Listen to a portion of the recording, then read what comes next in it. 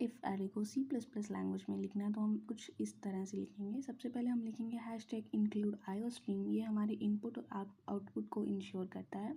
उसके बाद हम लिखेंगे यूजिंग नेम स्पेस std, ये हमें बार बार std लिखने से बचाता है, क्योंकि जब हम लिखते हैं std cout तो हमें हर बार std लिखना पड़ता है, तो उससे बचने के लिए हम सिर्फ एक बार लिख देते हैं using name space std।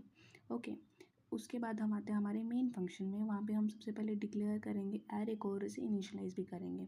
Declare करेंगे एरे को, सो इंट एरे, यहाँ पे ब्रैकेट में उसका साइज़ लिखेंगे, और यहाँ पे साइज़ अगर 5 है तो उस 5 साइज़ में जितने भी एलिमेंट्स है उसको इस कर्ली ब्रेसेस में लिख देंगे, राइट।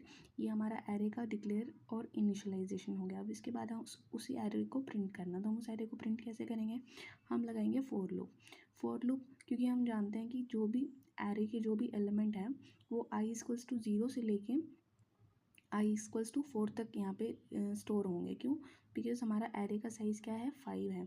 सो हमारा इंडेक्स एरे के साइज़ से 1 कम रहेगा, right.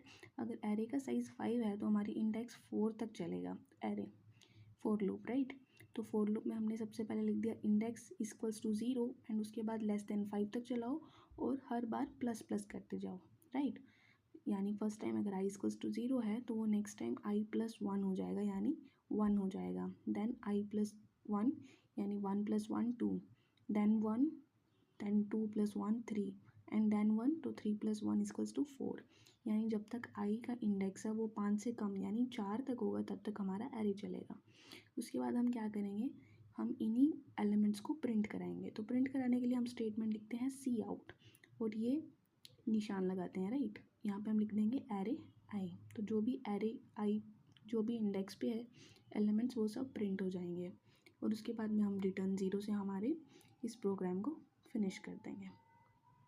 So this is all about the array programme.